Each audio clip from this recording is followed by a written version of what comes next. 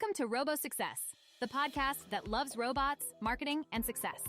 Here we spotlight the innovators building the future of robotics. Hit subscribe, share with a friend, and let's get started. Hello everyone. Welcome to the Robo Success Podcast. Today I have my co-host Andy Diepen. How are you today, Andy? I'm doing fantastic. I'm really looking forward to talking to our guest today.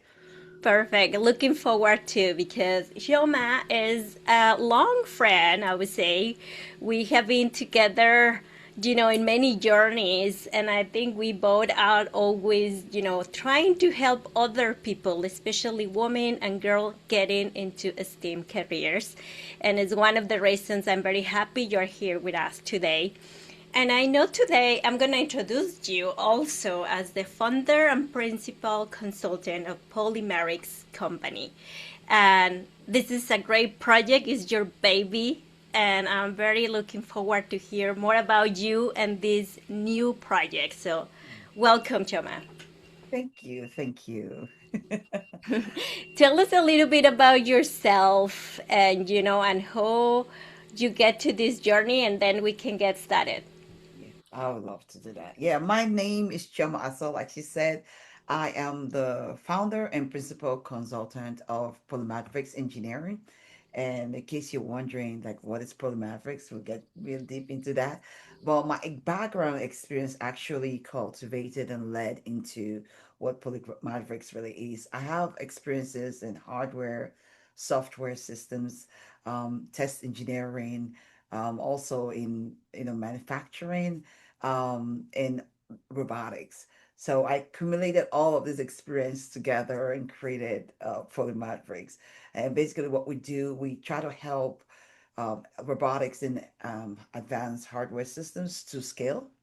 I think everyone knows a lot about prototype stage, but the scaling part is this quiet thing that happens in the background. And based on my experiences, I was able to identify why some of my favorite robots and some of my favorite hardwares don't get into market. And working with them on the sides, I just decided that I could solve this problem. There's a selfish reason there. Like I want to solve the problem so I can see what I like out in the marketplace. And that's how we landed here.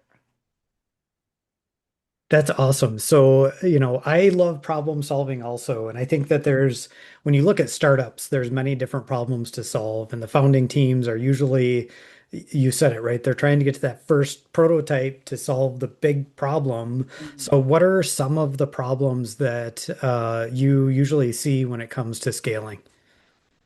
Yeah, very, very interesting, right? The thing is that a lot of times companies, when they build their first prototype, they're popping the champagne, right? And they're Mhm. excited, and rightfully so, because having a prototype is a great milestone. It's something that everyone is usually pushing for. But prototype really is just telling us that it's a proof of possibility. It does not show a proof of skill, right? And so Mhm. a prototype answers the questions, can this work, right? Well, a scaling is asking so many harder questions in an advanced level. So some of the problems that I've seen that the questions always come up is, can we build this thing repeatably at production scale? So like, without your engineers jumping in to do some heroics work, like sleeping in the office till 3 a.m. in the morning. Can we support this? You know, can we provide service? Do we have testing requirements that would allow us to be able to stand before the court and say, yes, we did a safety test, and that is why we're seeing this failure? And the team, right? The team, a three-person team now is not larger. Can they like respond to a problem quickly under pressure? So this is some of those key problems that have popped up that I've seen with prototypes industry, because most times founders are not really thinking about this. Engineers are really not trying to focus on issues that's happening in the tariff systems where their supply chain parts are coming in. The manufacturing guy is not the lead manufacturing person is not really worried too much about, what the tolerance stack up is regarding when they're building it. So we're looking at so many different angles, and it's hard to tell because that really affects, people like say, I'm going to build mine. It's going to be different. We have a different situation. But from Mhm. where we're coming from, we've seen that there's a commonality that we can actually use to solve this. And this is kind of like where we built our pillars from. This is our framework. We call it the Polymavericks Audits Framework. We have this five specific pillars that we use to solve these problems early enough. Wow, that's great. And I would say that as an engineer, I love having, a framework, a process that helps you to replicate or to make able to iterate, right? Because you need also, like you say, hey, you have the prototype, you're excited Mhm. that finally I have something to show out. Yeah. But now, what is going to happen if you receive an order of 20, right? How Yes. can you make that scale successfully without going into a lot of hardware debt or software debt or so on? Mhm. So I would love to hear, what is this framework? How would you help, with these five pillars to help companies to scale, right? That is not just getting stuck into having the prototype and then now I have an order. What should I do? Yeah. I like to think about it like scale is a structured stress test, right? People have this idea that, we have a working prototype, but one of the things they don't have the structural maturity to be able to support the product itself. And that's what we do with the framework. We are looking at the systems that help build the product. And I'm going to go into the framework more like from a problematic space, like what we've seen, right? So our frameworks, we have five pillars, and what we typically do, we look at like three things, from a high level perspective. We're looking at the build, we're looking at the design, and we're looking at the business, right? So from the design perspective, this is our foundational thing. We look at the architecture. So we're looking at, is the architecture modular? Can we the interface is clearly defined? Is this architecture able to be serviced? Think about a situation where you're building this robotics and you have it very modular, and you want to go, it's out on the field, and someone is out there trying to fix a part, or maybe a part no longer works, and you could just pull out one modular part without really doing like a real redesign, right? And but in some instances, you build the system, it's very slick. You want to put all the heavy things on the bottom and the light things on the top, just for basic structure. But however, one of the parts that you use is stuck on the bottom, where you have to take up 30 different things just to be able to replace that one part. So architecturally, that was not designed well. So now what's happening, a $20 part you're supposed to replace is now taking your team 4 or 5 hours to resolve this. So now you're paying these high level engineers to go into the field to fix this. And of course, doing prototype, you guys are building this stuff. There's a slight problem. Your mechanical engineer is next to you. You twist your chair around and you're asking the guy, hey, can you change this and all that? But now you're building so many products, and it's out on the assembly line. The people who are building your products are these people. So when we start talking about this conversation really early about the framework, this is some of the things that we're looking at in the architecture. The second pillar we look at is sim to real, simulation to reality. And we were talking robotics and also advanced hardware systems. There are different types of simulation for advanced hardware systems too that does not require gazebo and all that. Like when I was in college, when I was in my first level of jobs, we used to use a lot of PSpice, and you're drawing your Mhm. circuits, and you're just like, yeah, it's zero. This wire is zero because I have no resistance on that. That is your simulation reality. And when you go out to build this in the real world, the wire has a traceable resistance that maybe you did not calculate in your calculation. But then I know a lot of people will be saying, listening to this, will say, oh yeah, our simulations are so advanced. We get digital twins and all of that stuff. But let's think about the reality of it now. You have this VLA requirements where you're looking at the product and you're looking at it from your digital twin. It's not a real screen, right? You're just like, everything looks great. Your tolerance, your whatever you're imagining, decision code, your frictions, your coefficient, you just put a particular value in there, right? That's the simulation. But then when you go into the real world, now you're looking at all kinds of things, like, say for example, you have a robot hand that picks up a box and stacks them up somewhere. And in your testing, you're calculating everything, you think about everything really as best as you can. Then you go to Florida and the humidity does something crazy to your box. I know because I'm in Florida, and suddenly, your robot hand that used to pick up this box with no, problem, picks up this box and smash the product because your cardboard does not work really well in a humidified environment. So in the simulation, the questions that we ask in those areas, like, does your model match real world behavior? So, like, are you asking about all of the key questions, capturing all the edge cases? The same way we look at the architecture place and say, does it have tight couplings? Can you build your architecture to scale without actually requiring an expensive redesign? So these are some of the key questions we're asking as we're going through the pillars.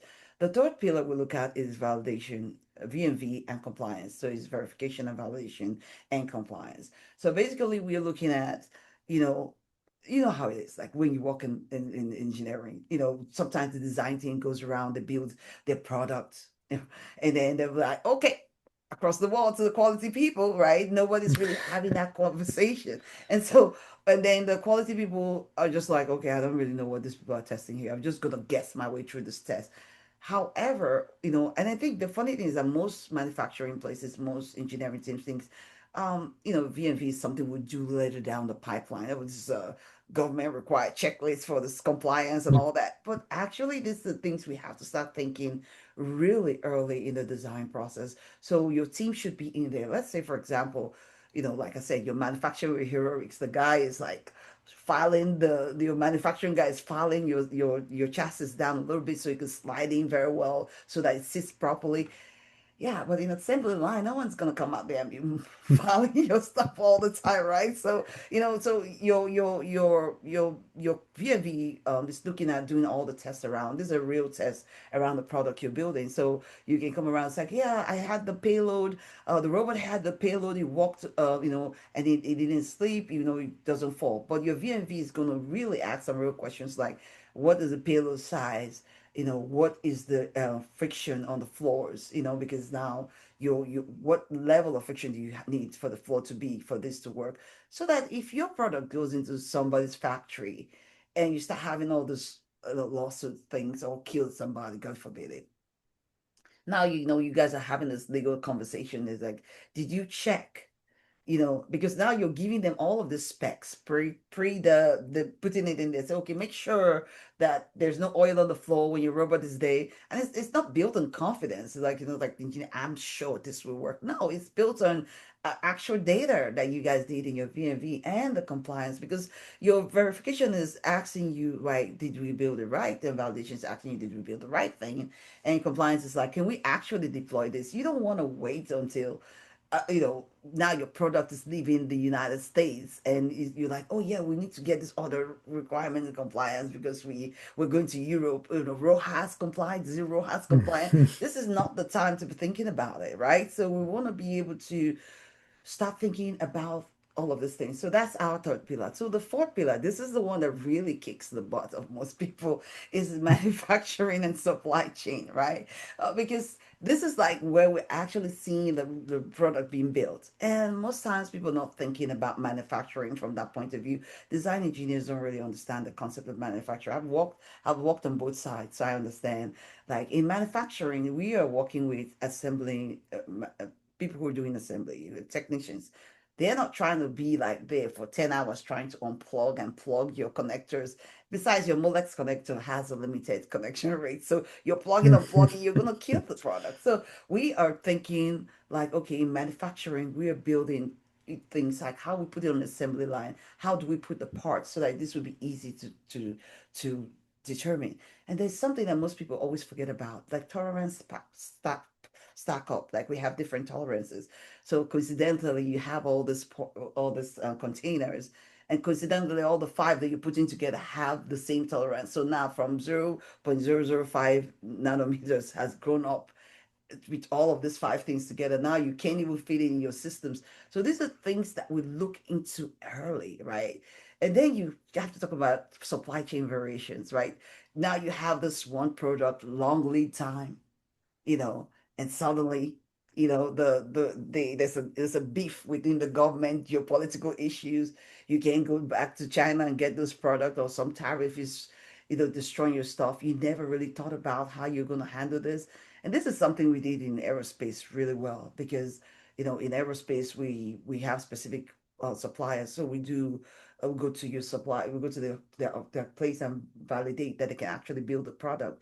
And we just, this dual sourcing thing, we probably have the main guy that builds like maybe 80% of it. We have this person, just keep them on hold for like 20%. These are things we're thinking about because you don't want to be in the middle of your production. You have promised these people you're going to be delivering. And guess what? Now you're having all of these issues because your supplier is having product. When all this tariff stuff happened, a lot of companies went out of business.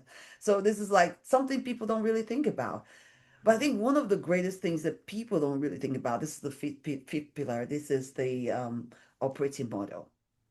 Like people like, yeah, we worked well together. I mean, we don't really have any kind of issues. Yes, when you guys are three guys in your garage working together, that is great. So now I am the head of technology. I'm wearing so many hats, and I'm not sitting here. I'm not thinking about all those divisions within those hats. And now we expand, and I got a guy that I have to give a part of the work to because I was not even clear about what line covers what line. This guy is not sitting on there twiddling his thumbs. We don't know who owns what. Escalation is not really attended to quickly.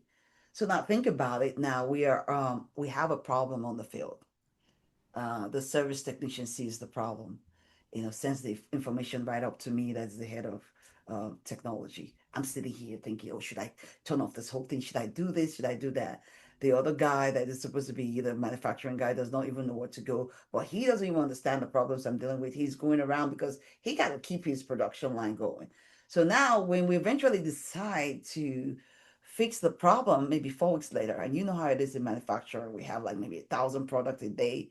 4 weeks later, we're Mhm. doing real work for so many things. That's our extra money going away into this system. So those five pillars, even though we're looking at them like, oh yeah, these are five pillars that in different ways, they are actually connected together. That's how we look at them from the polymatrix landscape, because the risk does not just grow, they compound. So it's not Mhm. like a big dramatic thing that actually fails a product.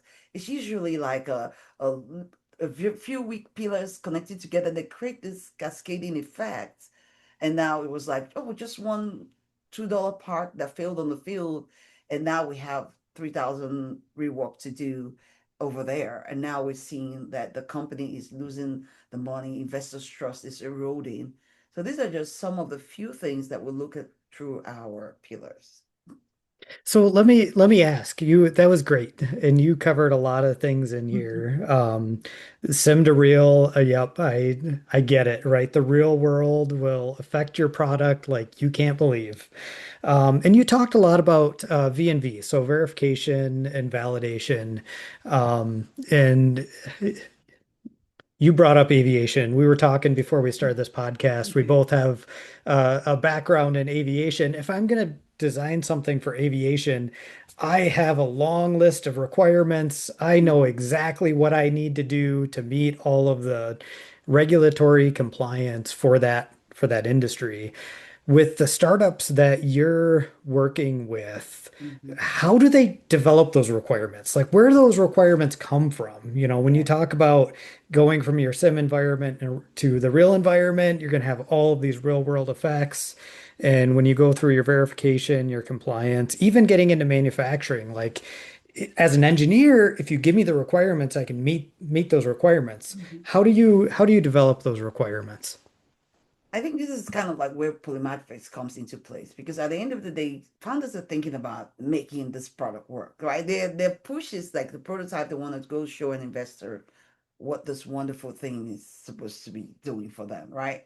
So we are coming in, we're taking off this load off the founder's plate. So we are looking, we're doing, we actually have three levels of support. With phase one, we do a tactical audit. So we're looking at all of your five pillars. And one of the pillars, which is the VNV and compliance, we have an expert on it. This is somebody who has done something around that industry and they're working on it. So basically, they have, let's say, for example, they're building a drone. This might be someone with an experience working in aviation like you, and they're coming in like, okay, we're going to build a drone. So these are all the things, certification that we think you would need for compliance around this. And within this conversation, we're interviewing people, key people within the spaces. So around there, we start trying to talk to the leadership team, like, what's your vision for this product? Like, are you planning to go overseas? Is this something you want to build here? This is how far do you want to take this? Now, mind you, what we're not trying to do is make sure that you have all the answers to this product. We're just sitting around identifying your risk. We're pointing out your weak pillars. So if you want to take a chance and say, you know what, we don't need to get the FAA compliance. We don't care too much about it. We're gonna be just be in Florida. You're aware of it. Because once you decide to now scale a little bit more into other states and all that, we have already identified those things for you. So it's very easy for you to now start saying, okay, now this is what we need to be able to go to the next level. And so we are looking at things from a broader perspective. So when it comes to compliance, we are asking deeper questions with experiences from past places that we've worked in and putting them together and identifying them for you. We're not saying you have to do it, but we're just saying this is a risk, and we're not just showing you the risk, we're showing you the cascading path.